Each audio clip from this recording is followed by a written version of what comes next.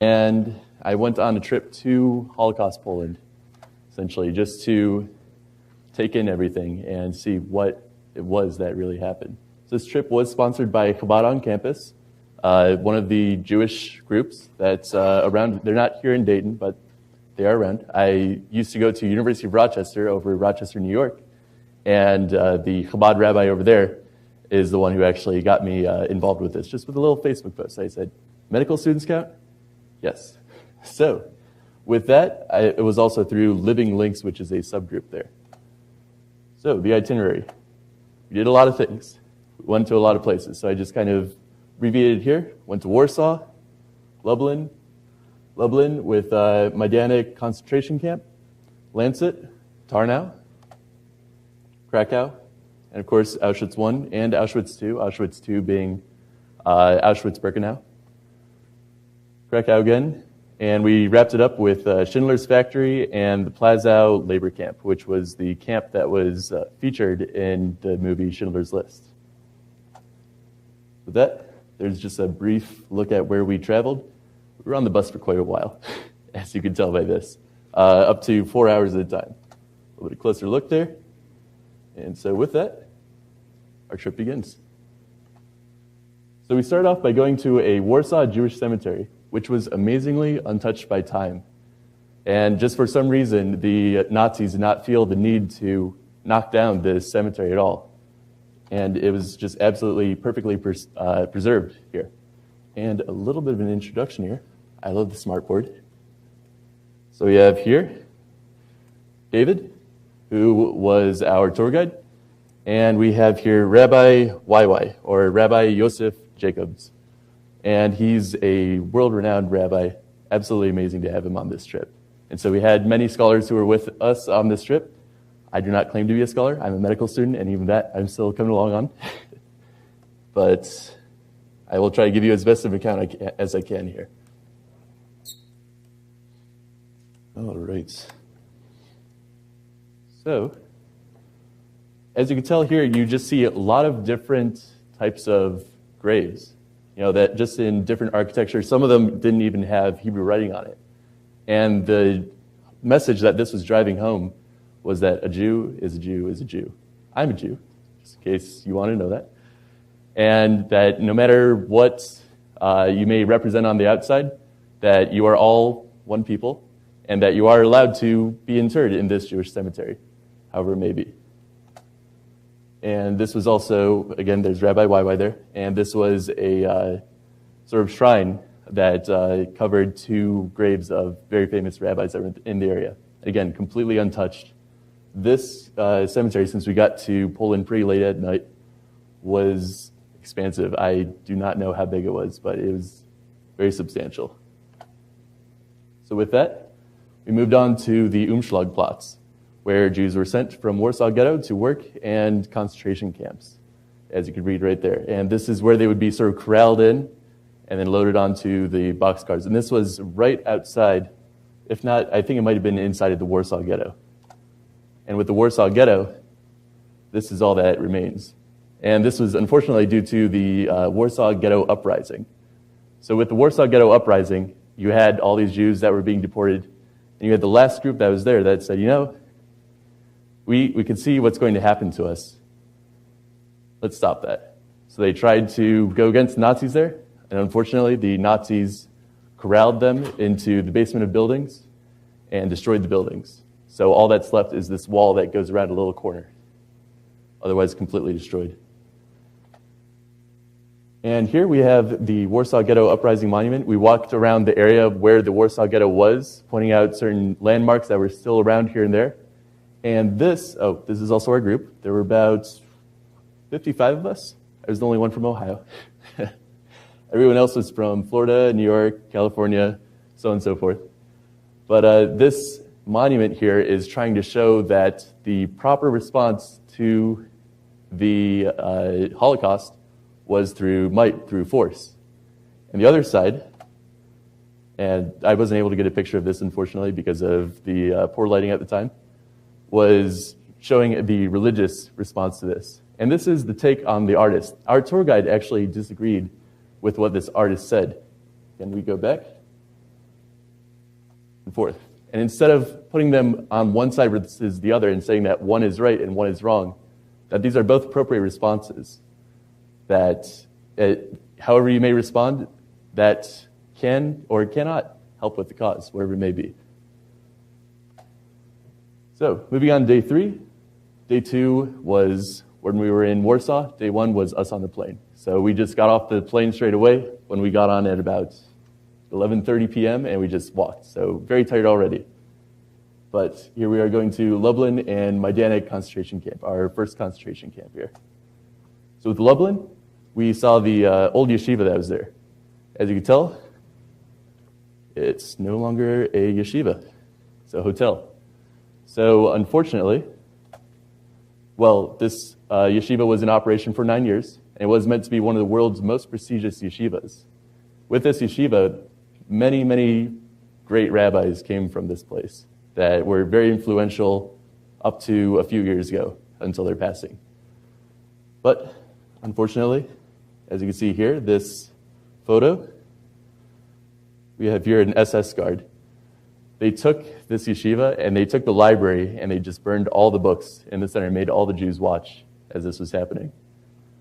And so it was overtaken. It was eventually turned into a school of nursing, and it was given back to the Jews.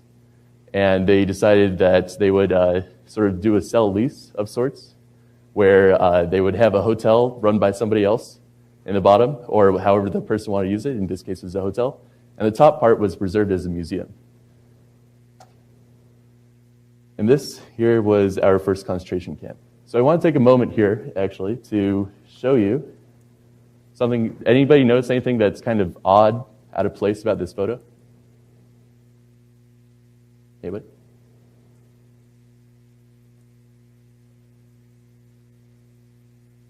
What do you think that is? Anybody? Yeah, they're apartments right on the other side of the fence, having a lovely view of the concentration camp there.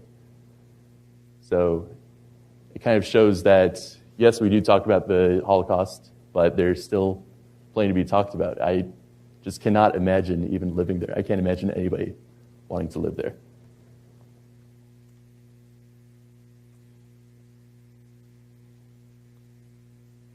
All right. So with that, we have here one of the gas chambers that was still around. And it very powerful that we were allowed to walk through it, and it was just amazing how well preserved this place was, because as these camps were being liberated, they would try to knock some of these down or try to get rid of as much quote quote evidence as they could, that less evidence that could be found, less could be held against them. Somehow this managed to survive. And this was a sort of totem, if you will, that was ordered to be built by the Nazis, ordered by the Nazis to be built by the workers that were in there. And this was more of a labor camp than a death camp. Its primary goal was labor.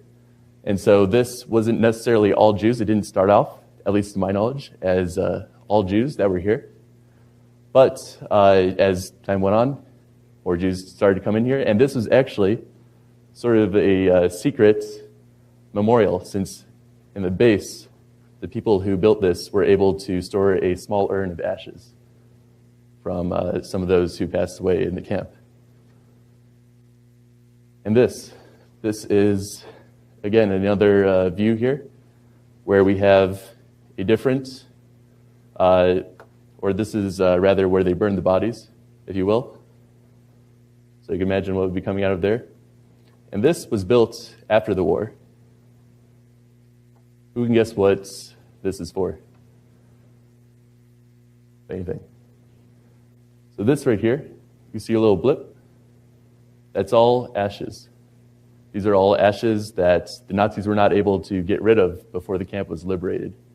And so when the communists came in, they built this right here to preserve those ashes. And on that, they have an inscription here.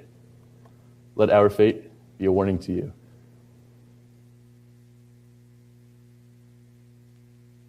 You can see the pile of ashes there a little bit more. Is Yes, I should also mention that the number of photos I have in here is less than 5% of all the photos that were taken by both me and the photographer. So if you want to see more, please feel free to come talk to me.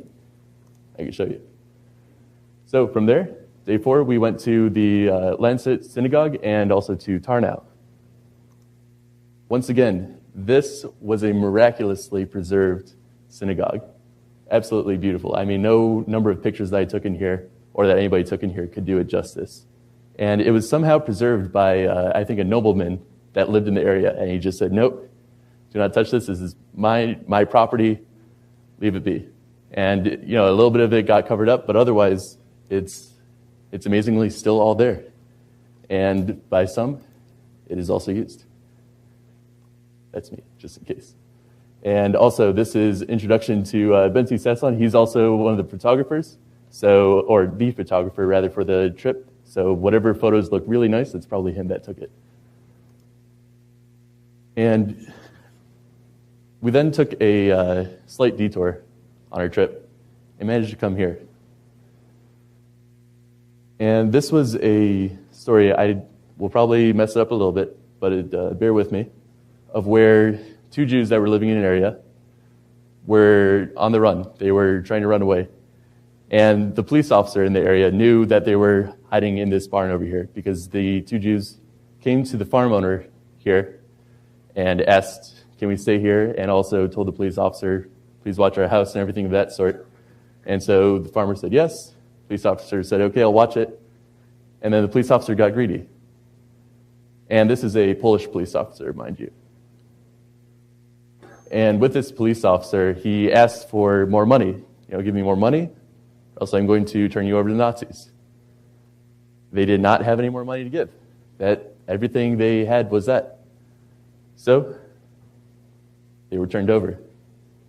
And to my knowledge, at least to the best of my recollection, they were shot, as well as the farmer and his whole family. His family consisted of, if I remember correctly, it was children as young as, I believe it was 18 months, all the way up to children as old as 18 years old, or thereabouts in the teens, and the wife. And the way that the Nazis eliminated this family was by first shooting the youngest and just moving up in age so that the husband, the farmer, could see his whole family die before he was killed.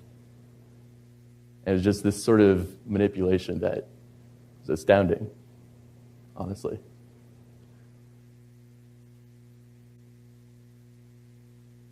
And then we moved over to Tarnow. And this, absolutely amazing. So a bima, I don't know exactly how to describe a bima. It's a place, I guess, where you do certain religious rituals. It's a elevated area. It doesn't necessarily have the Torah scrolls, but it can. Nowadays it does. But in this, the old Tarnow synagogue, the bima managed to stay up. Even though the Nazis blew up the synagogue, they tried to completely eliminate it. And amazingly, this structure right here stood. And it stood for years and years and years. And then somebody finally came along and built this over top just to prevent it from degrading any more from the elements. But it just stood there. Miracles of its own.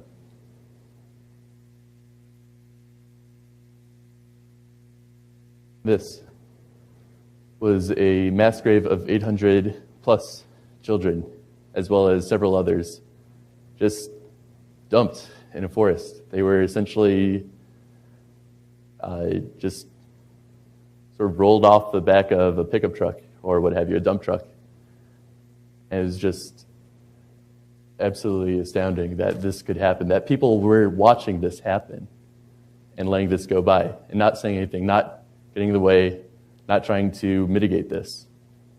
But it still kept on going. That you could see this with your own eyes and nothing was done.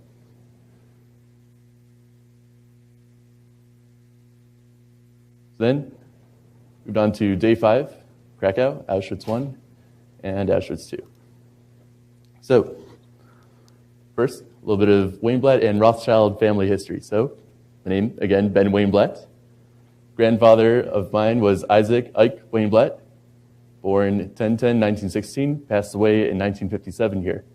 Unfortunately, not too many details are known of his life. He lived in the U.S., I want to say, about 9 years, to my knowledge. And it was believed he was from Warsaw, Poland, that he or his family may have owned a soap factory. And after he was deported to wherever he may have been, it could have been a concentration camp, a work camp, we're not too sure. When he tried to return and claim what was his, they turned away and said, no, go find your own way. So it was just, and it was the Polish people at this point, it was just amazing how this was allowed. And so he eventually did immigrate to Rochester, New York. And then the Rothschilds, so this is my mom's mom, her family. So this is my grandmother, Helga Rothschild, as you see over Black Forest, Germany. And my great-uncle, Uncle Jerry, with the largest cone here, so that's him over there. And it's a German tradition. They're from Germany. And it's a German tradition that on the first day of school, kids would get these large cones, and they'd be filled with candy and toys and everything. And unfortunately, my grandmother was never able to receive said cone due to her not being able to go to school before all of this happened. So here we have my great-grandfather, Ernst Rothschild, as you can see here, passport here. And he wrote in my grandmother's baby book, all of this. It took me a little while to decipher his handwriting. He's got much better handwriting than me, let me tell you. But here, dear Helga, on the 9th of November, 1938, your dad was arrested in Leipzig by the Nazis and shipped to the concentration camp Buchenwald. What I had to go through, you can't describe in words. It was horrible, and thanks to the efforts of your dear mother, I was already released on the 29th of November, 1938. All the male members of our family, Uncle Arthur, Uncle from Barcheveld, your cousins Justus Herman, Walter Rothschild, Ludwig Herman, Sally Rothschild, Max Jacobson, Rudy Sommer, Ernst Sommer, and a lot of second cousins were there too. Walter Rothschild, Justus Herman, Ludwig Herman, Sally Rothschild, your Uncle Herman, Max Jacobson, all were victims of the Nazi regime. Thank God, on the 22nd of March, 1939, we could all together immigrate to the USA and start a new life. Your grandmother, Johanna Dreyfus, had to stay in many as well as my parents. I unfortunately was not able to read that. And Oma Dreyfus came to the USA in 1941. My mother, Hulda Rothschild, at the age of 77th year, was deported in 1941 to the concentration camp in Theresienstadt. She lived only for 3 days. As we were told, they received substances in their food, which resulted in her death. Your grandfather, Solomon Rothschild, passed away in 1940. Your grandfather is buried in 5th, could not quite read that, AM. The grave of your grandmother is unknown. Your father will never forget the Hitler time, and I hope my children too. Yours loving, Dad.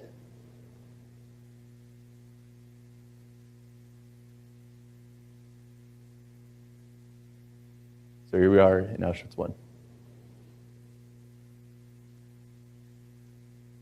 And there is the famous entrance to Auschwitz I, Arbeit macht frei.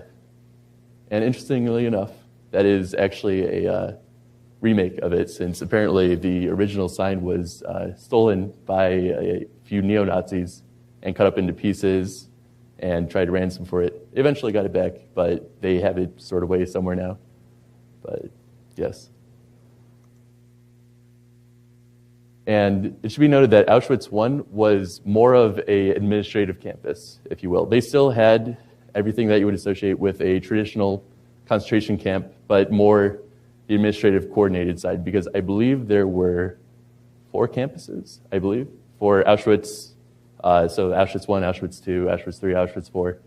Auschwitz I here is the Arbeit macht frei, as you saw. And so these were just sort of bunkers, if you will, or dormitories that were used. And this Auschwitz I is also more of a museum-y type feel to it. So not quite as authentic, but still, it's very original. These were just items that were on display that were collected by all those who came to the camp and most likely did not leave.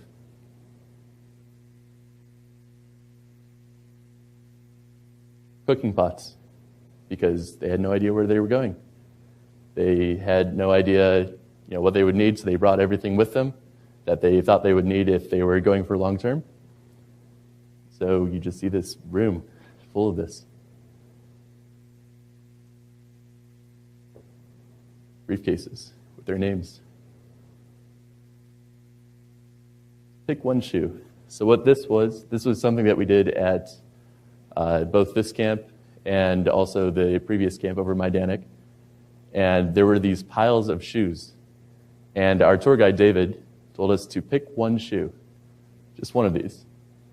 And imagine the person that filled those shoes. How do they live? Where do they work? What do they like to do for fun?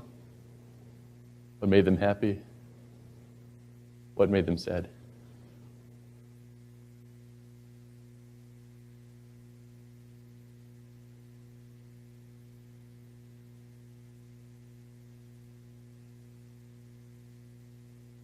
Again, brushes that were left behind.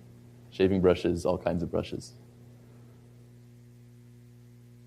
And brief side to Facebook.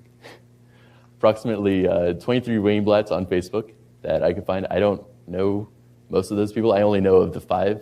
Well, I guess if you count mother and grandmother, then that's 7. But direct descendants of my grandfather, we total 5. At Auschwitz I, you see these stacks right here. These were pages that were filled with people that were murdered in the Holocaust. And this, if I had to guess how long this was, I'd say it was from here, probably like to the 3rd row over there, just in length. And it was on 2 sides that you had this. And in that, I was able to find approximately 20 Wainblats.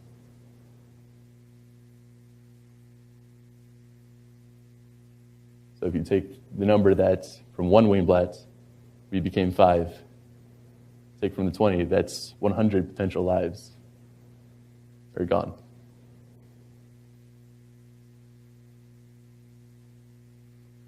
Just to give you an idea of how dense these pages were.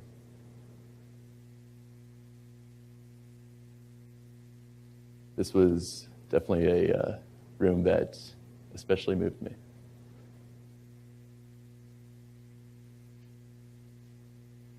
And then here we have Auschwitz II, Auschwitz-Birkenau. This is the other famous one where you have the train going through the gates. If you've ever watched Schindler's List, this is where you have the train that's pulling through. And this one is much less museum-y. It is amazingly not as well frequented as Auschwitz I. But we went for the whole shebang, if you will.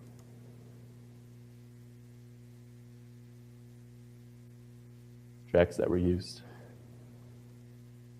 This was the right side of the camp. As you can see, pretty much all of it was burned down. It was like this as far as the eye could see. And this was the men's side. And these were originally wooden structures, but all that remains are the structures, well, as much as remains for some of these buildings, of the chimneys. Because again, they tried to destroy as much as they could to just get rid of the evidence that could be used to be held against them. And then on the left side, these stone structures, and these were what housed the woman. And separating these 2 areas, this was where the train tracks were. So right side men, left side women. As you can see here, friend Albert. But this was the inside of that structure that we went into. And this is where the woman lived. You had 3 pallets. So you had the top, middle, and bottom. I don't want to misquote. However, I believe it was roughly a dozen women were required to sleep on each of these pallets. And it was said that the best pallet to sleep on, if you could call it the best, was the middle one. Because the middle pallet, that's where you were still warm, but you didn't have as much excrement, if you will, leaking down from above you. It was only one. Whereas if you were on the bottom one here, you had these 2. And if you were on the top, much, much colder because it was just a big open room above otherwise, heated by a small fire in the center with the chimney.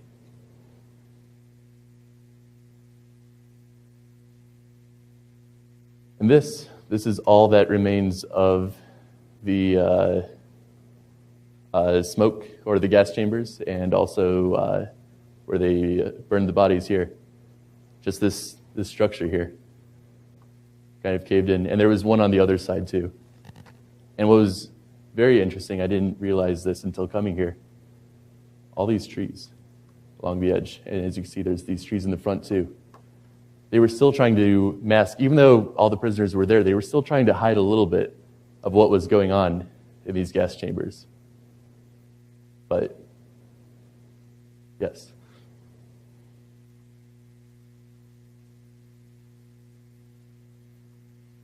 And this is the place where Dr. Mengele stood, where he did the selection. At least I believe it was Dr. Mengele, if I remember correctly. And everyone you see here, these are all grandchildren or great-grandchildren of Holocaust survivors, lighting a candle for Hanukkah. And just for this picture, you just imagine Hitler turning in his grave. I mean, he can't even imagine that this would happen or he can't imagine that this would happen. People who were in the camps did not imagine this would happen. But here we are.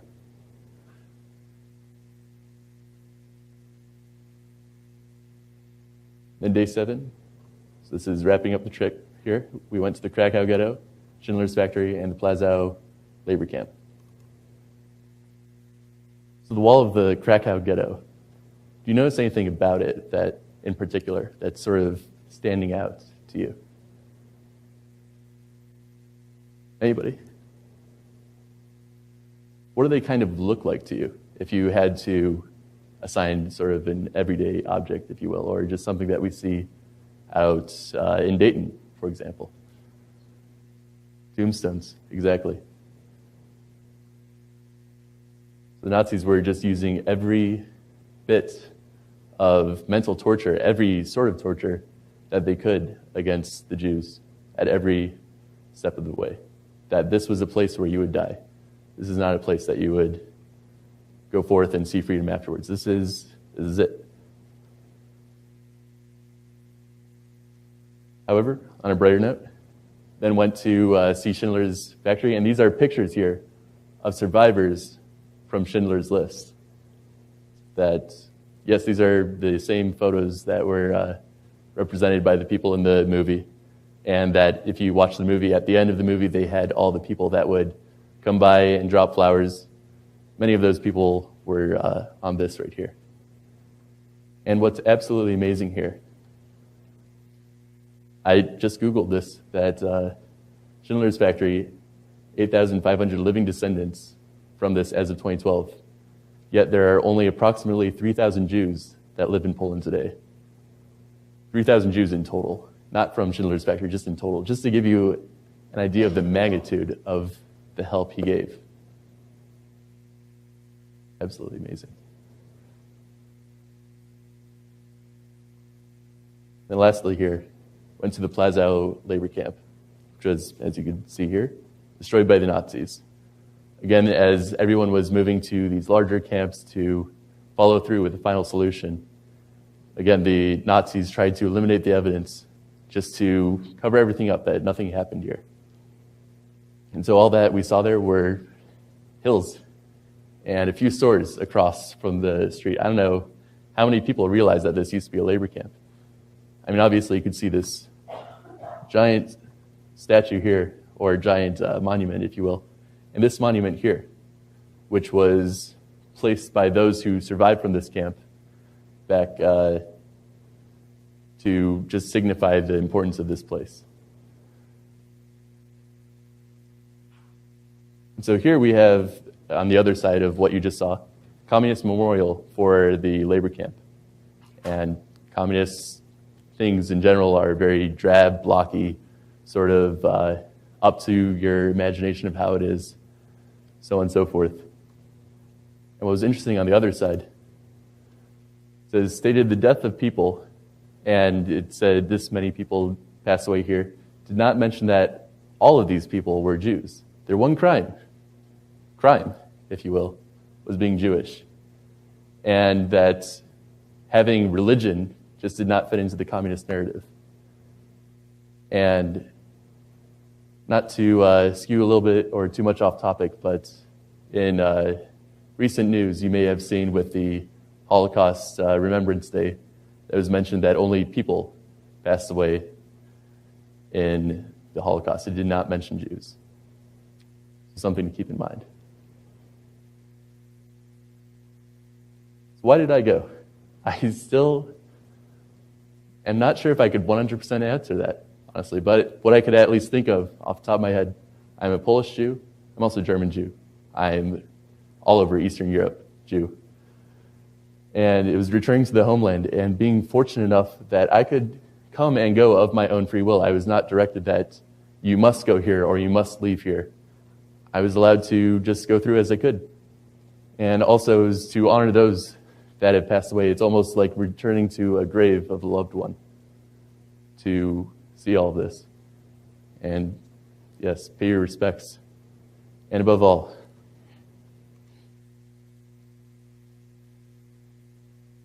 thank you.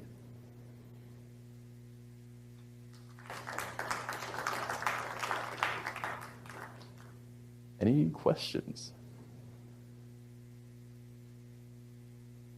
Any sort?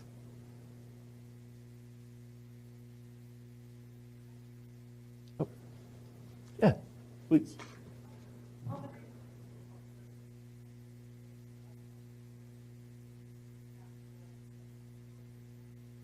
That were born in Poland.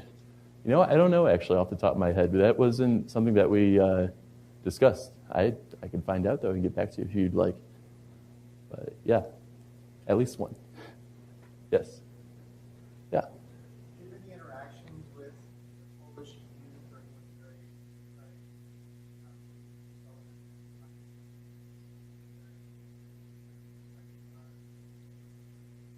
Yeah, you know, we did not have direct contact necessarily, but this is at least from my perspective. It almost seemed like there was two Polands, if you will. There was Christian Poland, and if you dug a little bit deeper, you find Jewish Poland. And they seemed to sort of live side by side, but not mix too much. It was interesting, actually, if you don't mind me going back to one of these slides here. Let's see here.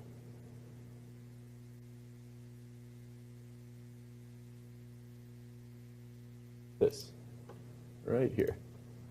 So this monument here was right across from a museum that spoke about the Holocaust, and it was specifically designed for non-Jewish Polish people, which is very interesting. So it's catering to this group that may not have direct ties to the Holocaust or may not be fully aware of it, but just trying to include everybody on this discussion, which I thought was very powerful. Unfortunately, when we got there, it was closed. But yes. Oh. How did I feel? It's a great question. I don't know if I could necessarily put it to words. It was many emotions, very moving, very...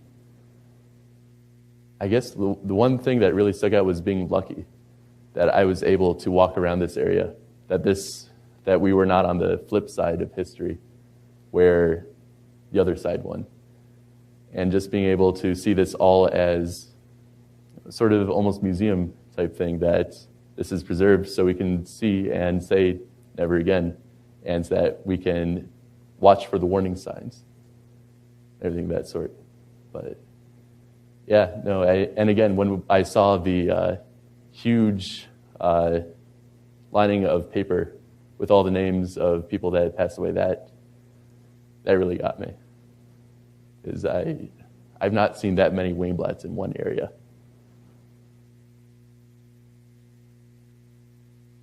You had a question?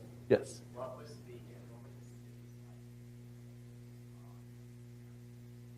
Yeah. Let me go back. Okay. So what was very interesting is that Germany saw Poland as divided into 3 regions, if you will.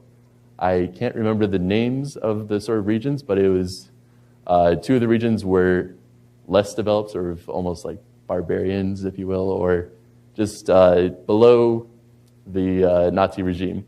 Whereas others, or the area down here, Krakow, they felt was equal, or at least pretty close to equal. So with that, Warsaw, not very well preserved from pre-war. So there were many communist buildings, very blocky, very drab, and then there were a few modern buildings that kind of looked like Dayton, if you will. But you go down to Krakow, absolutely gorgeous. It was amazing. I mean, just the preservation of the castle that was there and all the old buildings and everything of that sort, beautiful. So it definitely depended on the region that you were in.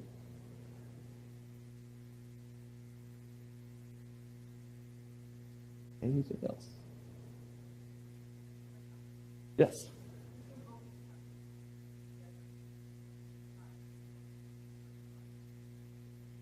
Oh, yeah.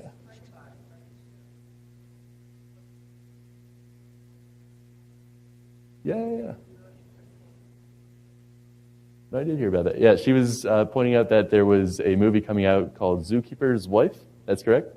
That was talking about, I think it was hiding Jews in Poland, right? Oh. Flip the switch. Can you hear me now? Okay. I only watched the trailer, so you probably can look on you can look it up, but it shows the story of Jewish children, how some of them were actually saved because of a woman who had a lot to do with Warsaw Zoo, and she actually had a heart for the animals and kept them in her building, some of them. But those animals, especially smaller ones like rabbits and little ones, were such a comfort for the children who had to live in the basement and could never see the sun. Because if they would step upstairs, they would most likely be caught and die. So that's quite a touching story. I think if you want to continue on the topic, you would definitely enjoy watching the movie. Absolutely. Thank you. Thank you.